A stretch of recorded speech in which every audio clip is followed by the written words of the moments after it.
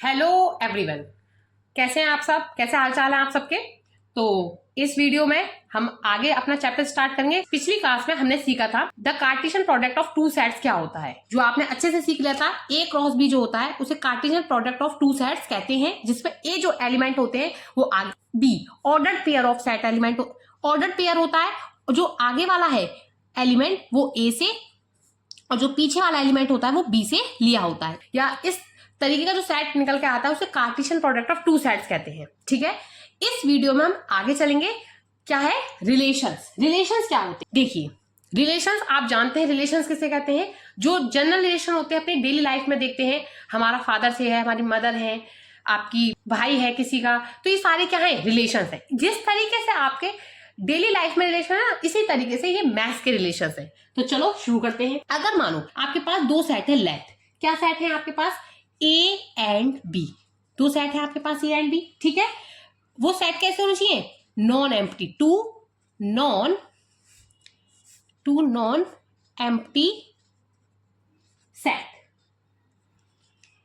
आपके पास ए और B two non empty sets है, जिसके अंदर हम आगे करेंगे then a relation. Then a relation, relation क्या होता है?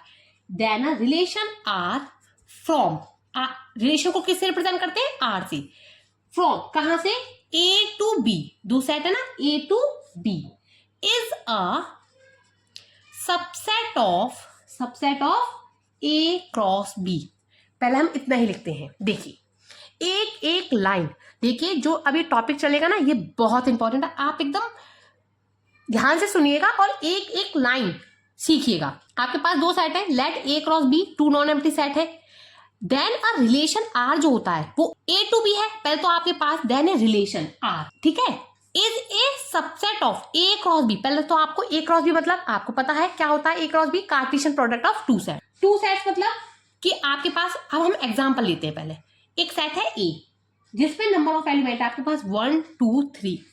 एक सेट है आपके पास बी जिसमें नंबर ऑफ एलिमेंट आपके पास 3 और 6। ठीक है, तो जो ए क्रॉस बी होगा, आप खुद बताइए क्या होगा ए cross B? A cross B होगा 1 3 1 6 2 3 2 6 3 3 एंड 3 6। ये क्या है? Cartesian product of two sets है। ए क्रॉस बी का कार्टेशियन प्रोडक्ट है। अब आप देखिए ए क्रॉस बी का एक कार्टेशियन प्रोडक्ट है। डेफिनेशन क्या कहती है कि A cross B is the non empty set. A cross B तो क्या है? नॉन एम्प्टी सेट है। देन ए रिलेशंस जो होता है आर, वो क्या होता है? ए से बी में, ए टू बी है, इज अ सबसेट ऑफ, यानी ए क्रॉस बी ये जो इसके सबसेट है। सबसेट माने इसमें से उठाओ, इनमें से ले लेकर हम एक नए सेट बनाएंगे, तो वो जो सेट आया उसको एक रिलेशन कहा जाएगा। देखिए फिर से गौर से सुनिए क्या कहना चाह रही हूं मैं, कि ये कह रहा है कि आपके पास एक क्रॉस बी ये है, ए क्रॉस बी है आपके पास, निकल के आया Cartesian product of two sets. आप इसमें से एलिमेंट उठाइए और एक नया सेट बनाइए आर। आप उठाइए, हमने ये उठा लेते हैं, चलो ये उठा लेते हैं, ये उठा लेते हैं। 1 3 2 3 एंड 3 3। ठीक है, तो ये जो आया, ये जो नया सबसेट बना, इसमें से उठाया ना सेट। सबसेट किसे कहते थे? Every element of R is also in B. तो एवरी एलिमेंट ऑफ आर मतलब इसके सारे एलिमेंट बी में है, ए क्रॉस बी में है। हाँ है। अगर ये ऐसा है तो आप क्या कह सकते हो? जो आर है ना, ये सेट है, ये जो रिलेशन है ये इसका क्या है? एक सबसेट है। और अगर ये सबसेट है तो ये एक रिलेशन है। ए क्रॉस बी के लिए एक रिलेशन कहलाता है। मतलब कुछ नहीं है, ए क्रॉस बी के जितने भी सबसेट पॉसिबल हैं, ए क्रॉस बी के जितने भी सबसेट पॉसिबल हैं उतने ही वो रिलेशन है। ए क्रॉस बी के इसके कितने सबसेट बन सकते हैं? बनाइए, जितने भी सबसेट बनेंगे। अब जितने भी सबसेट बनेंगे वो रिलेशन कहलाते हैं। क्या कहलाते हैं? रिलेशन। यानी शॉर्ट फॉर्म में बोले तो R equal to x comma y. ठीक, जो एक्स है वो किस एलिमेंट आएगा? आगे वाले सेट ए से, और जो सेट आगे जो पीछे वाला एलिमेंट होता है वो बी सेट से आता है ऑर्डर पेयर में।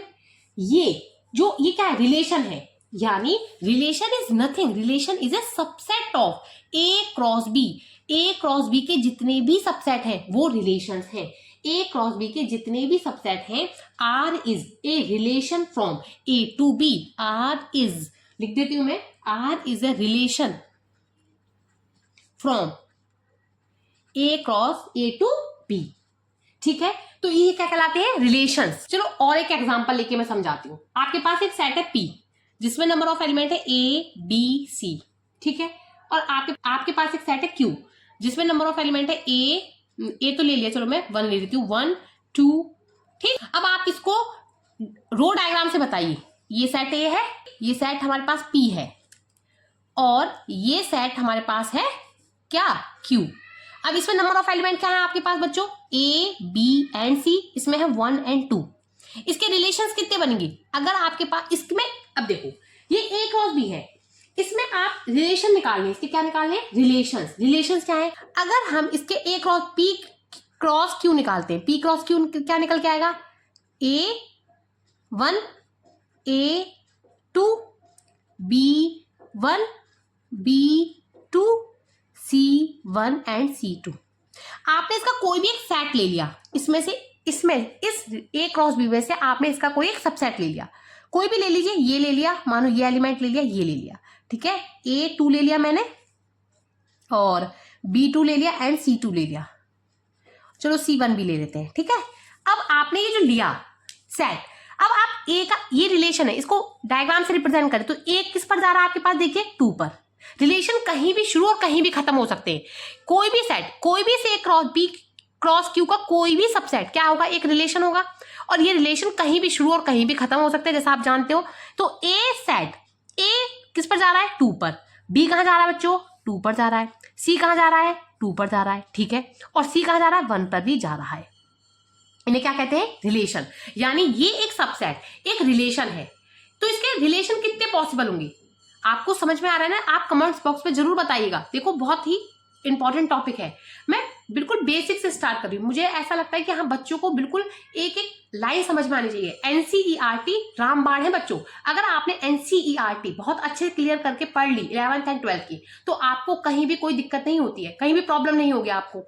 ठीक है, तो अगर ये है आपके पास एक सबसेट है, ये ए क्रॉस बी, तो आपके पास ये क्या है? सबसेट है। आर रिलेशन लिया तो हमें इसे एरो डायग्राम बोलते हैं। क्या बोलते हैं इसे?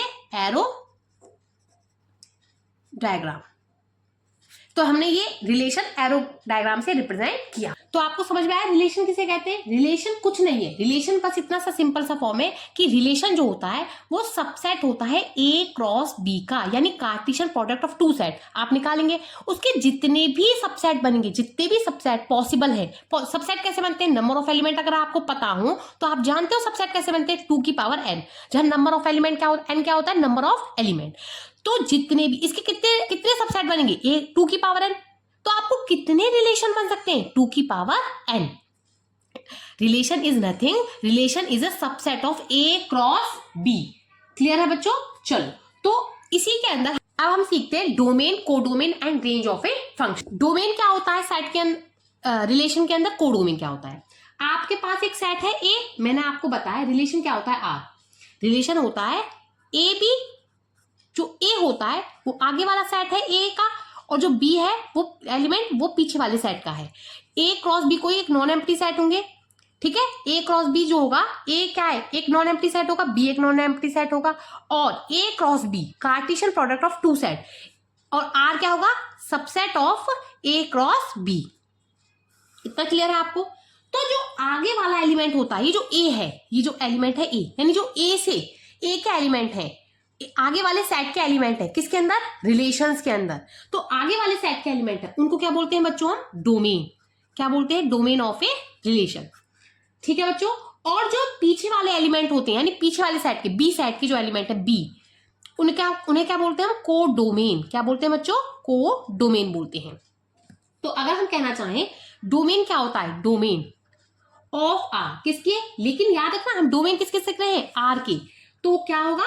एक element a belongs to capital A such that a भी किस में आएगा? आर में। देखिए मैं क्या बताना चाह रही हूं कि ए आगे जो रिलेशन है, देखो ये जो एलिमेंट है ये कहां से बिलोंग कर रहे हैं? आर से, रिलेशन में से। मतलब रिलेशन में से एलिमेंट, आगे वाले जो एलिमेंट है, रिलेशन जो दिया गया है, ए क्रॉस बी नहीं बात हो रही, रिलेशन के जो आगे वाले एलिमेंट हैं वो रिलेशन के क्या कहलाते हैं? डोमेन। इसी तरीके से जो कोडोमेन होगा वो क्या होगा? Set B. क्या कहते हैं, set B is called a codomain. लिख लेते हैं हम, इफ डेफिनेशन लिखिए, इफ आर बी ए, तो कोडोमेन क्या होता है, अगर आर कोई रिलेशन है, क्या आर बी रिलेशन है सेट ए से बी में, तो जो बी सेट होता है उसे क्या बोलते हैं बच्चों, कोडोमेन। अब एग्जांपल लेते हैं पहले हम, ठीक है। अगर आपके पास एक सेट है ए जिसमें एलिमेंट है 1 2 3 एंड 7, और आपके पास एक सेट है बी जिसमें एलिमेंट है 3 एंड 6, ठीक है बच्चों।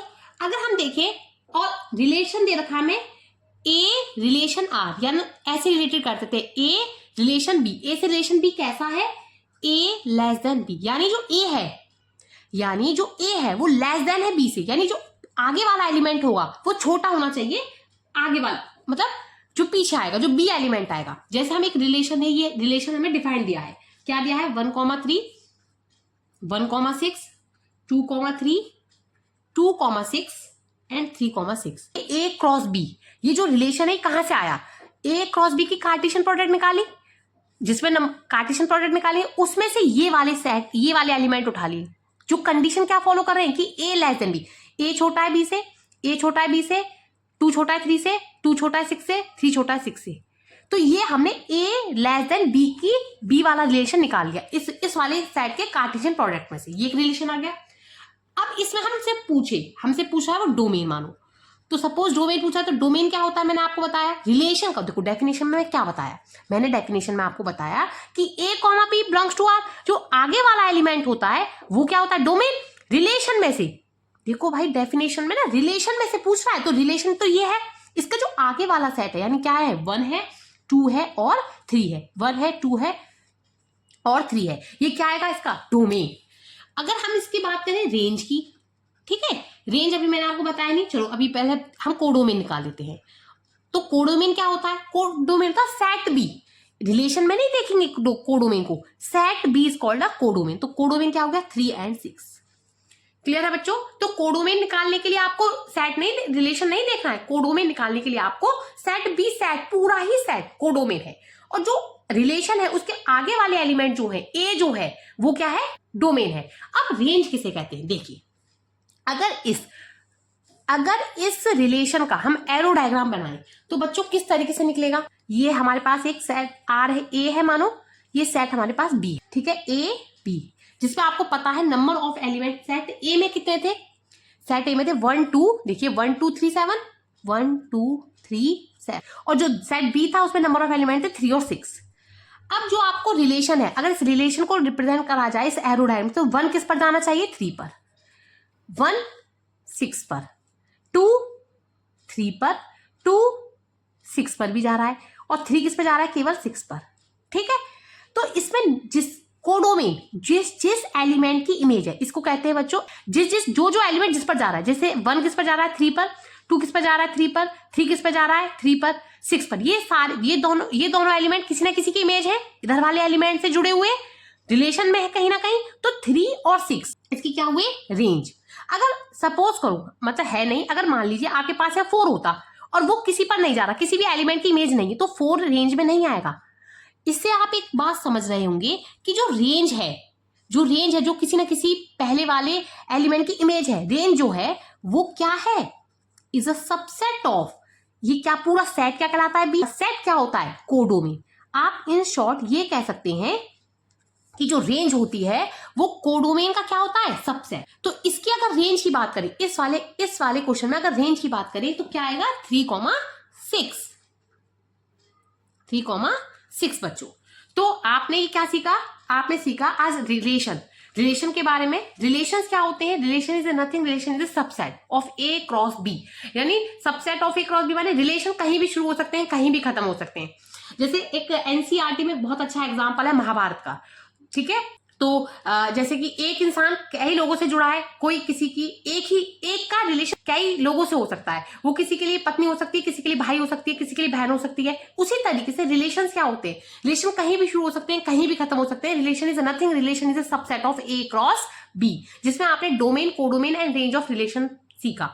ये क्लासेस आप एक बार देखिएगा, अगर आपको समझ में ना आए तो आप एक दो बार जरूर देखिएगा, ताकि आपको अच्छी तरह से समझ में आए, तभी आप सीख सकते हैं। और बच्चों ये रिलेशन खत्म हुआ। और अगर आपको ये वीडियो पसंद आई हो तो आप इस चैनल को लाइक करें। अगर आपको ये वीडियो पसंद आई हो तो वीडियो को लाइक करें। प्लीज चैनल को सब्सक्राइब करना ना भूलिए, चैनल को सब्सक्राइब कीजिए, अपने फ्रेंड्स के साथ शेयर जरूर कीजिए। और आगे चलो मिलते हैं एक नए कॉन्सेप्ट के साथ। और एनसीईआरटी क्लास 11 के एक्सरसाइज में डालना उसी प्लेलिस्ट में शुरू कर दूंगी। और प्लीज चैनल को सब्सक्राइब जरूर करिए, अपने फ्रेंड्स के साथ शेयर जरूर कीजिए बच्चों। और कमेंट्स बॉक्स में जो भी आपकी क्वेरी है वो लिख सकते हैं। क्वेश्चन ज्यादा से ज्यादा प्रैक्टिस कीजिए। चलो जब तक अपना ध्यान रखें, अगली वीडियो में मिलते हैं। लाइक सब्सक्राइब करना ना भूलें। Thank you for watching. Bye bye बच्चों।